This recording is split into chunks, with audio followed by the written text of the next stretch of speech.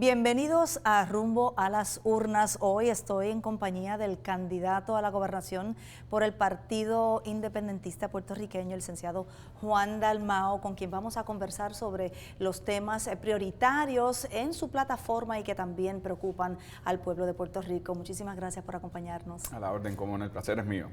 Pues me gustaría comenzar con el tema de salud porque obviamente estamos en medio de una pandemia, una situación nueva para el planeta completo. Y usted, de llegar a la gobernación, heredaría no solamente a un país sumido en muchas crisis, muchos problemas, también con la pandemia.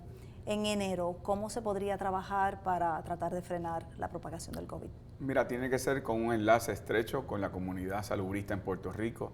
La gobernadora había nombrado un equipo médico, pero resultó que ese equipo médico fue desplazado por los intereses económicos que cabildearon para una apertura económica que no siguió unos estrictos elementos de cumplimiento. Yo creo que aquí hay que volver a hacer un mapa de ruta, número uno, para hacer un estudio de discernimiento, para poder establecer cómo se encuentran estadísticamente y realmente los niveles de contagio, los lugares y además las protecciones que tenemos que adoptar con respecto a algunas actividades que se están permitiendo realizar. Pero eso no se ha podido lograr todavía. ¿Cómo podría hacerse efectivo ese proceso? Bueno, ejercicio de voluntad y sensibilidad a la importancia de lo que está sufriendo la humanidad. Yo creo que de nuevo la gobernadora cuando estableció el toque de queda lo hizo correctamente, pero siempre anticipé, junto al doctor Luis Roberto Piñero, mi compañero de papeleta que es doctor en medicina, que había que adoptar 4 elementos fundamentales. Número 1, el elemento de las pruebas intensas. Número 2, el rastreo para prevenir los contagios de acuerdo a cómo se estaban manifestando de forma más propagada. Número 3, fortalecer las estructuras médicas de los hospitales con los ventiladores y los instrumentos necesarios. Número 4, limitar la entrada y salida por puertos marítimos y aéreos, que tampoco se hizo adecuadamente y que aunque no controlamos eso, porque está en manos del gobierno federal, sí controlamos sin limitar la oferta turística, como ocurrió en otras islas, como por ejemplo Islas Vírgenes. Bien, nos gustaría saber sus planes para poder fortalecer el sistema público, lo que se conoce como el Plan Vital. Sabemos que con el efecto económico de la pandemia, por la pérdida de empleos y cierre de negocios, muchas personas podrían entrar a este sistema. ¿Cómo se va a financiar? ¿Cómo podemos hacer que funcione mejor? Mira, yo pienso en un plan de salud verdaderamente universal, en donde se crea una corporación pública que administre los fondos que actualmente se asignan para el Plan Vital y para el plan de gobierno con respecto a la salud. Esos son fondos federales, estatales y las primas que pagan los patronos. Eso permitiría que mediante el modelo que yo propongo se saquen del medio a las aseguradoras privadas como intermediarios, que no solamente afectan los servicios que reciben los pacientes, limitan enormemente la cantidad de personas en cobertura, pero además son ineficientes al momento de los pagos a los proveedores de servicios. Pero no significa que desaparece la industria privada de seguros de Así salud. mismo es, podría conservarse en el mercado, tendrían que ser más competitivos, tendrían que dar unos servicios o cubrir unos servicios que no cubriría tal vez el plan de salud universal, pero ciertamente el país tendría una mayor protección porque las aseguradoras privadas el año pasado tuvieron 300 millones de dólares en ganancias que no fueron ni a los pacientes ni a los proveedores de servicios. Fue ganancia que fue a esas aseguradoras privadas. Yo prefiero que esté en la salud del pueblo. Ese plan ha tenido el financiamiento federal desde su creación, que ha estado en peligro. Tan reciente como, ¿verdad?, la pérdida de ciertos fondos o la devolución de fondos federales. ¿Cómo podemos ser más independientes en ese sentido y poder financiar realmente ese sistema?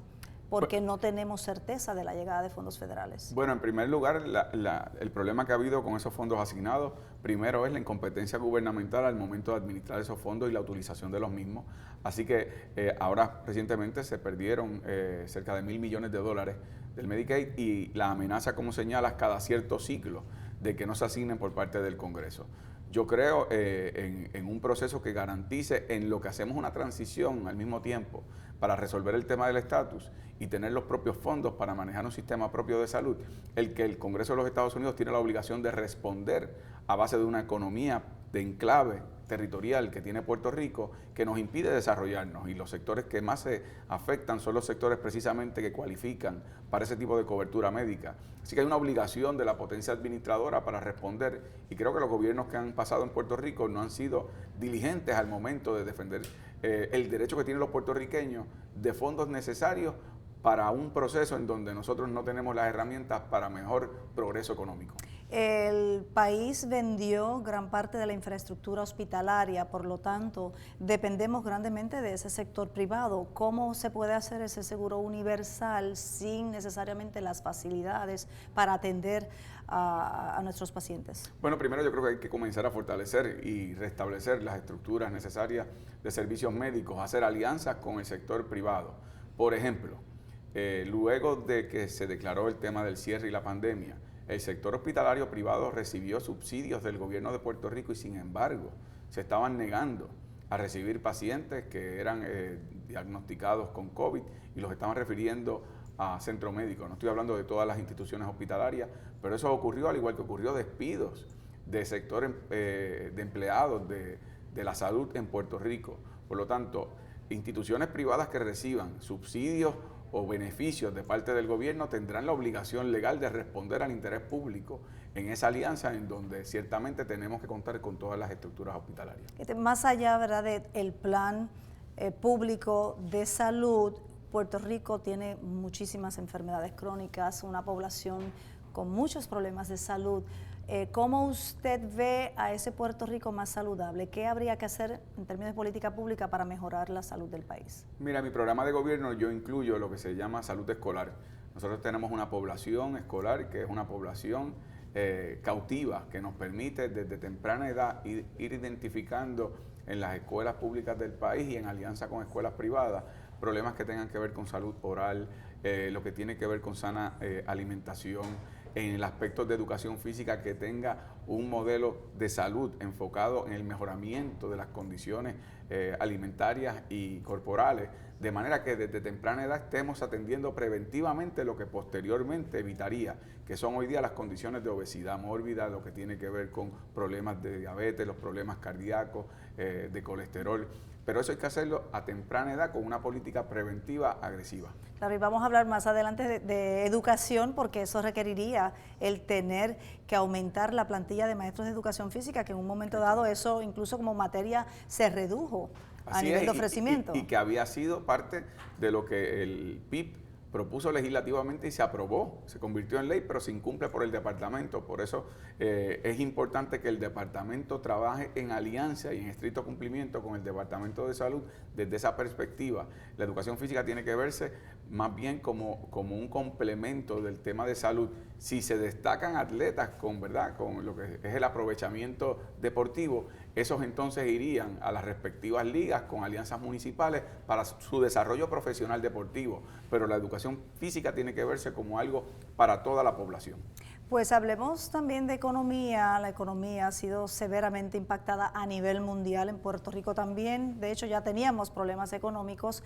A corto plazo, ¿cómo se puede fomentar la creación de empleos y la apertura de nuevos pequeños negocios? Bueno, yo creo primero en la derogación de la deforma laboral, y digo deforma porque eso es lo que constituyó. Eso impide que jóvenes que desean participar de la fuerza laboral puedan tener permanencia en un periodo de tiempo razonable. Se alargó ese periodo y eso impide que jóvenes puedan obtener préstamos, puedan adquirir apartamentos, puedan adquirir hogares con préstamos hipotecarios. Así que tenemos una población joven que no tiene las herramientas para insertarse al sector económico. Pero ya desde el punto de vista más amplio, que también va a la juventud, pero a otros sectores generacionales, yo creo en una imposición contributiva de un 10% uniforme al ingreso de toda corporación ubicada en Puerto Rico. Antes de continuar con el próximo punto, en Puerto Rico ese sector ha reclamado, ¿verdad?, una estabilidad, que cada vez que llega un gobierno nuevo cambia el porciento, cambia las estrategias, las reglas para la inversión. ¿Usted no cree que eso también podría alejar quizás posible inversión con la política estadounidense de repatriar lo que serían algunas industrias de manufactura? No, al contrario, tengo la certeza de que en el caso de las empresas extranjeras recibirían el crédito contributivo a base del Código de Rentas Internas Federal como se dispone, porque no se trataría de un arbitrio especial como ocurre hoy día, sería una contribución para todas las empresas foráneas ubicadas en Puerto Rico. A largo plazo. Exactamente, a largo plazo. En las de Puerto Rico, como es un 10%, se le reduce al pequeño y mediano comerciante de aquí. del 30 al 10. Eso permite que tenga más dinero para mano de obra, para salarios, para empleados, para aumentar su oferta de servicios o venta de productos. Y en el caso de las foráneas, devolverles en lo que son beneficios no contributivos, financiamiento para expansión de infraestructura, subsidios para el establecimiento de tecnología de energía renovable, lo que tiene que ver con adiestramiento de mano de obra. Así que sería ofrecerle a esas empresas lo que en otros lugares del mundo está ocurriendo. Hace un par de semanas, Roche en Puerto Rico, que era una compañía de desarrollo de material de salud, se fue, sus operaciones se trasladaron a Estados Unidos y a Alemania, en ambos lugares pagando más contribuciones de lo que pagaban en Puerto Rico. Así que tenemos que ofrecerle, no el tema de las contribuciones, el tema de devolverle beneficios no contributivos para ser más competitivos. ¿Cómo se podrá hacer eso con la presencia de una Junta de Supervisión Fiscal y Puerto Rico, ¿verdad?, bajo una quiebra también federal con varios casos en el tribunal? Todo esto tendría que tener el aval de ambas instancias. Mira, la Junta de Control Fiscal es un ente que obstaculiza el desarrollo económico de Puerto Rico y como parte de promesa es una estructura penalizante contra el país, viene como una agencia de cobro. La postura del Partido Independentista es, en primer lugar, una declaración de que la deuda es impagable, cesar de inmediato los pagos que se estén realizando, si alguno se está realizando al momento, y obligar a que el Congreso de los Estados Unidos se siente a evaluar y eliminar esa Junta de Control Fiscal mediante un sistema de desafío político, cívico, gubernamental, en donde no le paguemos los fondos que nos obliga a promesa como gobierno. Eso es lo que harían a partir de enero. Eso es lo que haríamos a partir de enero de salir electo gobernador, pero lo que hice como legislador, yo presenté legislación para quitarle el presupuesto a la Junta de Control Fiscal, se aprobó unánimemente en el Senado, no así en la Cámara, pero yo entendí que era un elemento importante para confrontar a los Estados Unidos con la realidad de que aquí hay un pueblo en resistencia ante las posturas de austeridad en términos económicos que nos quiere imponer esa Junta. Pues no quisiera que se me quedara el tema de educación, que es tan importante. Tenemos un sistema muy grande con mucha financiación, pero resultados muy pobres. Hace falta una transformación, muchos candidatos han hablado de ello, pero también se encuentra en oposición. ¿Cuál es su visión de transformación para que ese sistema educativo produzca mejores estudiantes y mejores puertorriqueños? Bueno, en primer lugar, yo no creo en el cierre de escuelas, yo creo en abrir la escuela. Yo no quiero cerrar recintos, yo quiero abrir recintos. Y mi postura es primero una reforma real, educativa, en donde no sea como la que se hizo recientemente o la que propuso el Partido Popular, que era una reforma administrativa para controlar el ente central del sistema educativo y burocratizarlo. Yo devolvería la responsabilidad a quien tiene la mayor autoridad, que son los maestros y las comunidades escolares, facilitando los materiales que tienen que recibir, repensando el currículo escolar para lo que es una fuerza laboral de tercera década del siglo XXI y lo que tiene que ver con el cumplimiento del programa de educación especial de manera estricta, cumpliendo con los mandatos judiciales, pero también con la ley actual, que espero que no sea alterada próximamente. ¿Y cómo se va a despolitizar, que usted también ha señalado que es un problema? Es un problema y eso tiene que ser por medio del reclutamiento por mérito, no solamente en el Departamento de Educación, sino también lo que tiene que ver con las otras instancias o agencias, en donde el mérito en el desempeño, la preparación académica, la experiencia sea un valor que si se tiene que elevar a rango constitucional se eleve, pero ya tenemos que despolitizar las agencias, las tienen desmovilizadas y además afectan a muchos trabajadores y trabajadoras del sector público que sí echan el resto todos los días para cumplir su función. Pues obviamente esto fue un extracto de todo lo que usted ha presentado. Sé que en su página, el que esté interesado puede acceder para más información. Así es, el único programa de gobierno que se ha publicado es el mío. En juandalmau.com pueden encontrar todos los detalles, cientos de páginas de propuestas como parte de lo que es un proceso de estudio por técnicos, lo que son líderes sindicales, trabajadores, desempleados, estudiantes. Así que juandalmau.com pueden visitar mi página de internet. Pues muchísimas gracias, licenciado. Usted mencionó a su compañero de papeleta, lo vamos a tener muy en breve, luego de la pausa, al doctor Luis Roberto Piñeiro, candidato a la comisaría residente por el Partido Independentista Puertorriqueño.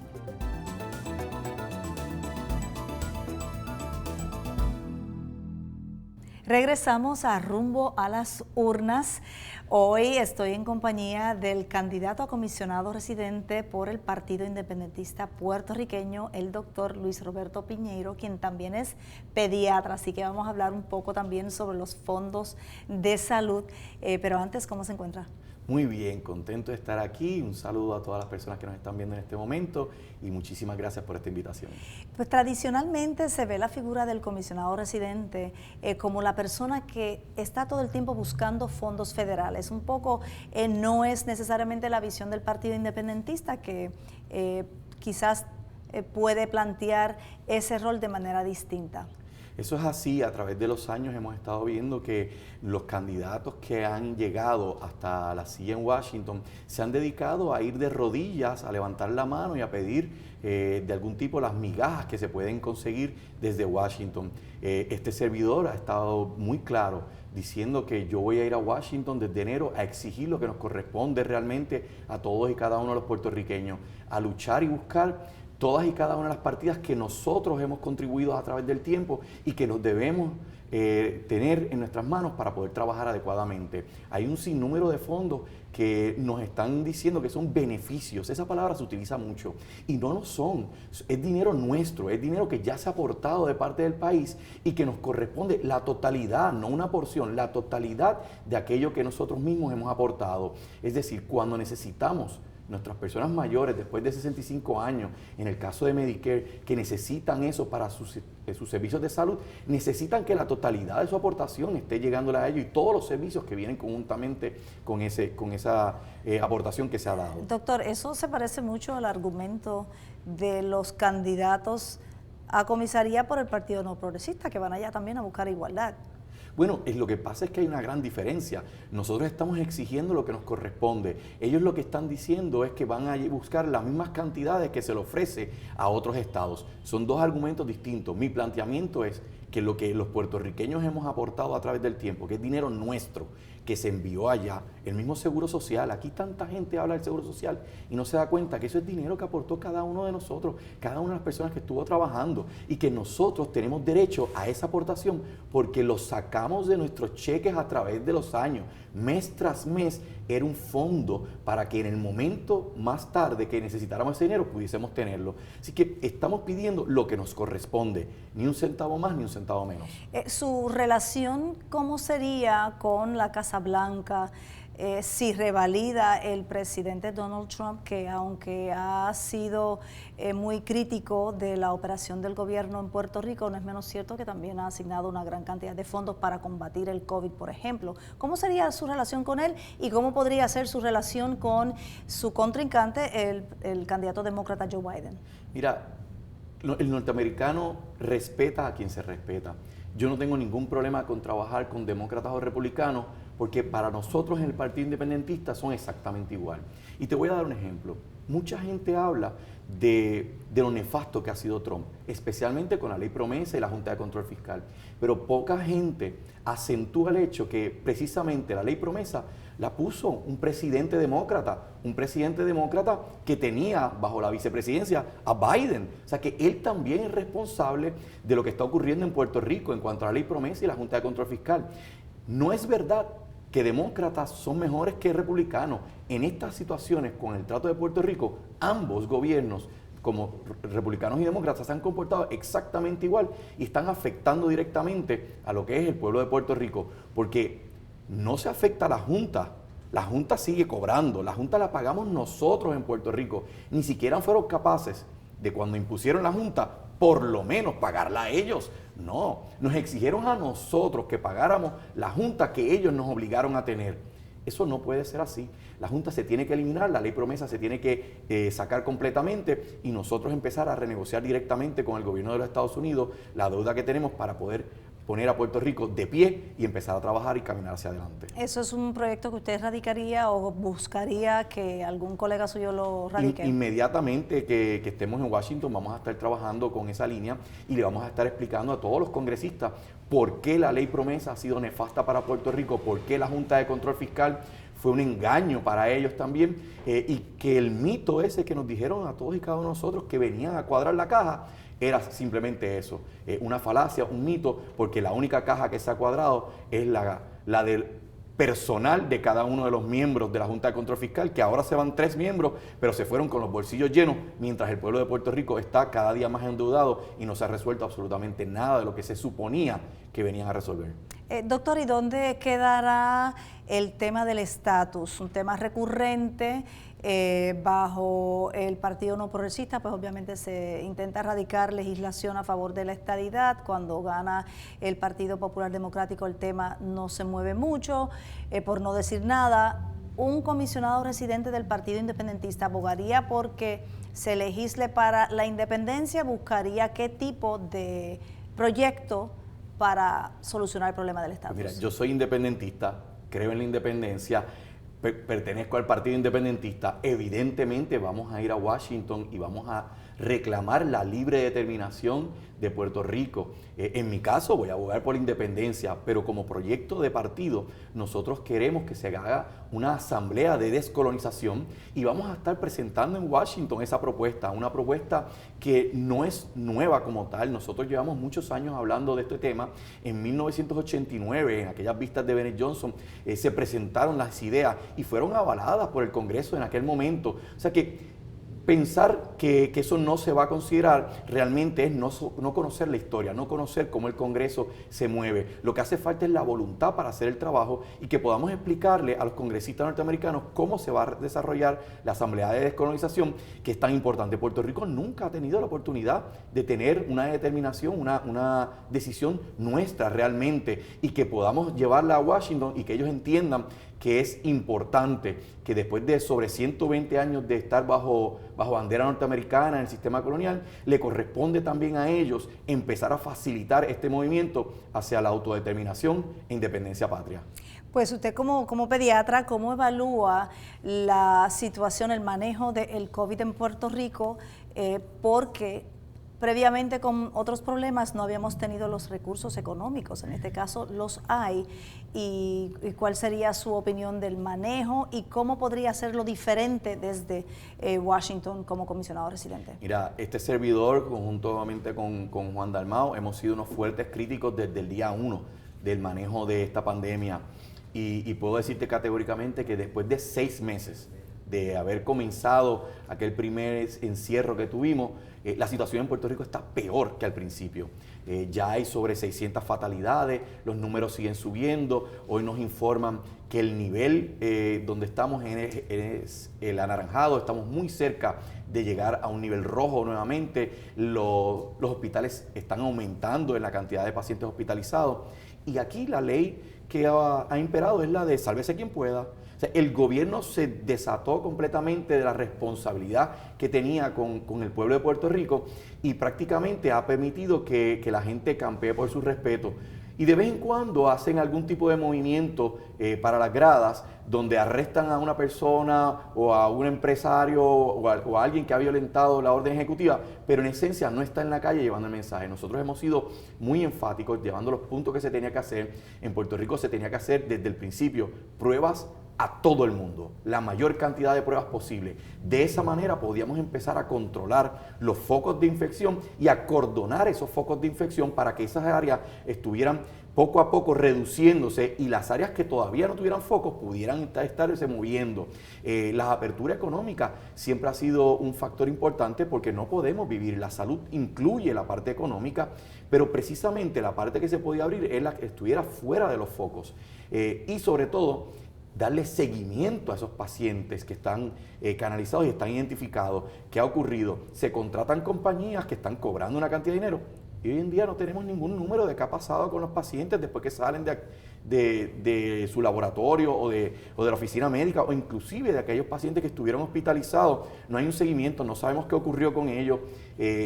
Prácticamente aquí no se ha hecho absolutamente nada en 6 meses. El Partido Independentista tiene como propuesta llegar a Washington y, sobre todo, empezar a educar también a Washington, porque allá no han hecho el trabajo adecuado. Ya sabemos el nefasto sistema que ha tenido el presidente Trump, donde él entiende que la economía es más importante que la salud y ha dejado por la libre a muchos estados, y en estas cosas no se puede manejar a nivel estatal. Tenemos que tener una situación unificada, uniformada, y que estructuradamente podamos batallar con lo que estamos viviendo.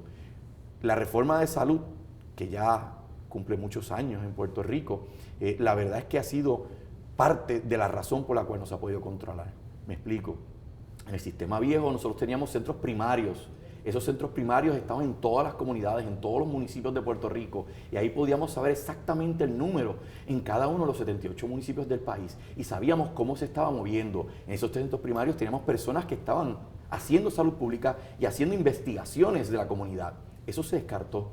Esos centros primarios, cuando llegaba un paciente y necesitaba más recursos, iban a centros secundarios, nuestros hospitales de subregionales o de área, y allí también se daban unos servicios. En aquellos casos donde necesitaran otro tipo de servicios, llegaban a los famosos centros terciarios, nuestros regionales, que eran hospitales que tenían de todo tipo de servicios y que podían dar un mejor control de la población y saber exactamente cómo era que estaba llevándose a cabo cada área. Y la joya de la corona, que es nuestro centro médico. Eso desapareció, esa estructura desapareció. Y hoy en día tenemos personas en una sala de emergencia donde tiene que pasar horas y horas llamando a hospitales alrededor de toda la isla para literalmente rogarle que le acepte un paciente.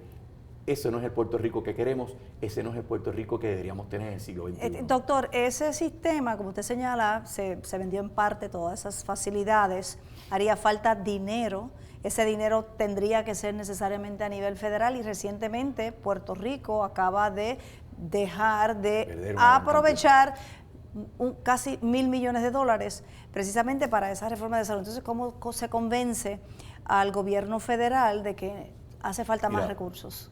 Haciendo las cosas bien, lo primero. Si empezamos a hacer las cosas bien, podemos tener otra vez la confianza para que nos den los recursos que hacen falta en las distintas áreas. En mi casa a mí me enseñaron que uno se arropa hasta donde la sábana le llegue. En Puerto Rico, si bien es cierto que muchos de los centros se vendieron, todavía existen muchísimos centros municipales y estatales. A modo de ejemplo está el Hospital Universitario Ramón Ruiz Arnau, que es mejor conocido como el Regional de Bayamón. Ese hospital que desde el día 1 nos dijeron que iba a ser el que iba a recibir los pacientes con COVID. ¿Y qué ha pasado? Después de 6 meses, allí no se ha arreglado absolutamente nada para recibir los servicios. Ese hospital tenía de todo. Hoy en día, a duras penas, es un CDT glorificado. Es una sala de emergencia con algunos pacientes hospitalizados y muchísimo espacio vacío. Eso le pertenece al Estado, le pertenece al gobierno de Puerto Rico y tenemos que saber que si empezamos por lo poco, podemos ir creciendo para entonces dar los servicios en otras áreas. O sea que sí tenemos la manera de hacerlo. Lo que no hemos tenido es la voluntad para poner a trabajar a la gente y los recursos que tenemos, ponerlos en pie, porque si hay espacios todavía y hay recursos municipales y estatales que pudiésemos estar utilizando en este momento y que el gobierno simple y llanamente no ha querido hacer. Aunque usted tenga la voluntad y logre llegar a la comisaría residente, lo cierto es que allí apenas tenemos voz, no tenemos voto. ¿Cómo se trabaja con eso? Mira, todo el que me conoce sabe que yo estoy ahí fuertemente. Es esa gota que da en la piedra todo el tiempo, y no voy a quedarme callado en ningún momento. No le tengo miedo a absolutamente ninguno de los congresistas, y aun cuando no tengamos el voto que hace falta en unos sectores, a nosotros nunca nos ha importado eso. Llevar esa voz cantante es muy importante. Ahí hay unas personas que entienden muy bien lo que ocurre en Puerto Rico. En el pasado hemos tenido aliados con la independencia de Puerto Rico y en el presente también vamos a tener esos aliados que van a ayudar en todo lo que necesitemos para los puertorriqueños y las puertorriqueñas. Y lo más importante es hacer el trabajo que tenemos que hacer, porque de alguna manera vamos a echar para adelante. Y lo que hemos tenido hasta el momento no ha funcionado. Ya hay una persona que ha estado 4 años en los momentos más críticos del país y lo único que ha hecho es prometer números y no ha habido nada. Y otro de los candidatos que ya fue allí, llegó al plato y se ponchó. Aquí vamos a trabajar de verdad y por eso es que estamos listos para gobernar y nosotros le ofrecemos una patria nueva. Muchísimas gracias, doctor Luis Roberto Piñeiro, candidato a comisionado residente por el Partido Independentista Puertorriqueño. Gracias por habernos acompañado en esta edición de Rumbo a las Urnas 2020. Será hasta la próxima ocasión.